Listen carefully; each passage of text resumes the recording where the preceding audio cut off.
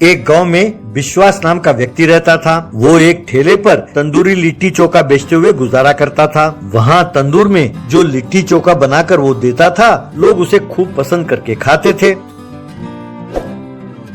उसी गांव में शुभम नाम का एक व्यक्ति रहता था। वो अपने आप को एक बहुत बड़ा लेखक समझता था। वो अपने घर बैठे बैठे कई पन्नों में कहानियां लिखता था और फिर उन्हें मुंबई के फिल्म प्रोड्यूसरों को पोस्ट करता था।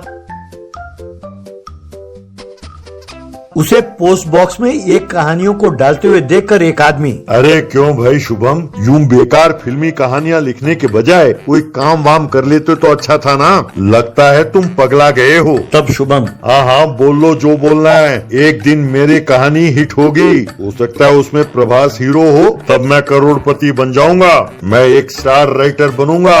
एक दिन वो विश्वास के पास आया। विश्वास ने उसे एक तंदूरी लिट्टी चोखा दिया और कहने लगा, यार शुभम भाई, मैं ये तो नहीं जानता कि तुम्हारे कहानियों की फिल्में बनेंगी कि नहीं, पर इतना जरूर सुना है कि तुम्हारे कहानियों में जो तुम लिखते हो वो सचमुच होता है। शुभम, हाँ यार, पता नहीं क्यों, लेकिन जो भी कहानी मैं कहता हूँ वो सचमुच हो जाता है। तभी वहाँ खड़ा एक और व्यक्ति, अरे कौन से युग में हो तुम दोनों?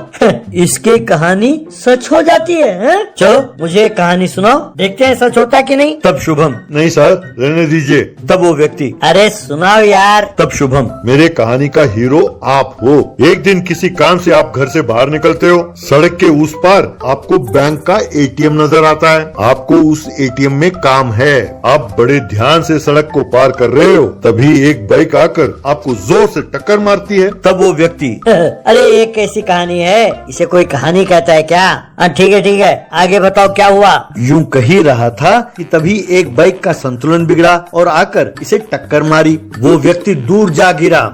ये देखकर विश्वास दंग रह गया। वो गिरा हुआ व्यक्ति, बाप रे, मेरी कमर टूट गई। अरे इसने जो कहा वो सच हो गया।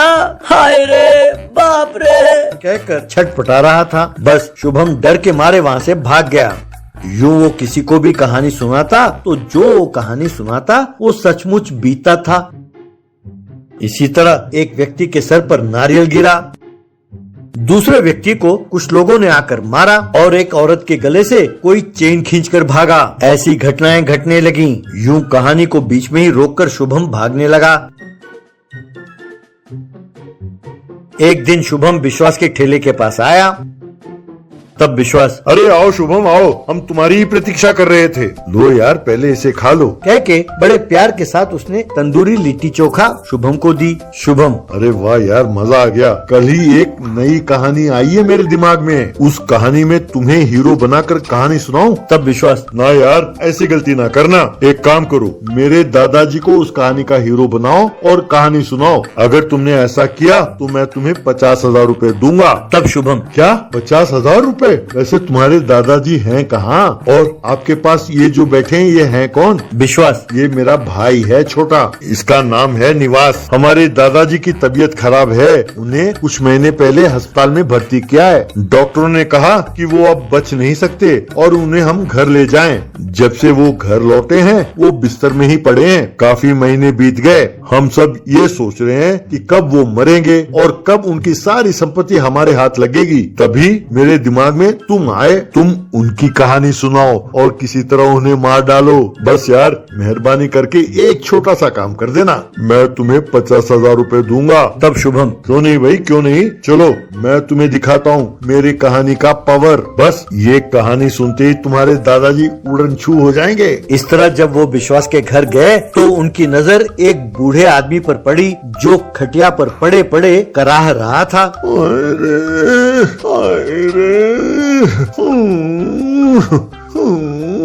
उसके पास कुछ औरतें खड़ी थीं जो रो रही थीं। तब विश्वास, दादाजी, ये सोचकर कि आप बोर हो रहे होंगे, कहानी सुनाने के लिए इसे लेकर आया हूँ। ये बहुत बढ़िया कहानी सुनाता है। क्या आप इसकी कहानी सुनेंगे? तब दादाजी, तब शुभम, प्रणाम दादाजी। आप मेरी कहानी सुनेंगे तो सीधा स्वर्ग सिधारेंगे और आपको मोक्ष प्राप्त होगा और आपकी आत्मा को शांति मिलेगी दादाजी। तब दादाजी, कहकर करा रहे थे। तब शुभम उनके पास कुर्सी में बैठकर कहानी सुनाने लगा। मेरे कहानी का हीरो आप हैं दादाजी। हीरो एक गरीब परिवार में पैदा हुआ। बहुत सारे मुसीबतों का सामना करते हुए धीरे धीरे वो बड़ा हुआ। तब बूढ़ा ऐसे कहा, उसने अपना खुद का ढाबा खोला और बहुत मेहनत करके पैसे कमाए। उसके बेटे पैदा हुए, वो भी काफी होनहार निकले और उनके बच्चे, ये दोनों अपनी जिंदगी में काफी कामयाब हुए। एक दिन आप बीमार पड़े, डॉक्टरों ने कह दिया कि आप बच नहीं सकते। तब हीरो के मन में जिद पैदा हुआ। उसने निर्णय लिया कि वो यमराज से भिड़ जाएगा। यूं कहते ही बूढ़ा उठकर बैठ गया और कहने लगा, मैं ठीक हो गया, मैं ठीक हो गया, कहकर नाचने लगा। ये देखकर शुभम और उस बूढ़े के पोते एकदम दंग रह गए। तब बूढ़ा, बेटे तुम्हारी कहानी सुनने के बाद मेरे अंदर एक जिद पैदा हुआ और मैंने फैसला कर लिया कि कम से कम और 10 साल तक मुझे जीना होगा। मैं अपने संपत्ति को अब नहीं बांटूंगा, मैं अपनी संपत्ति संभालूंगा। मेरे जान बचाने के लिए बहुत बहुत धन्यवाद बेटे। तब शुभम, तो क्या आप अब नहीं मरेंगे? पर वो बूढ़ा उसकी बातों को अनसुनी करते हुए खड़ा होकर नाचने लगा। हे हे हे हे ढिंग टक ढिंग टक ढिंग टक ढिंग। घर के बाहर दोनों पोतों ने शुभम को पकड़ा। शुभम, अरे भाई मेरे, मैं कुछ नहीं जानता। इससे पहले कि मैं पूरी कहानी सुनाता, ये बूढ़ा उठ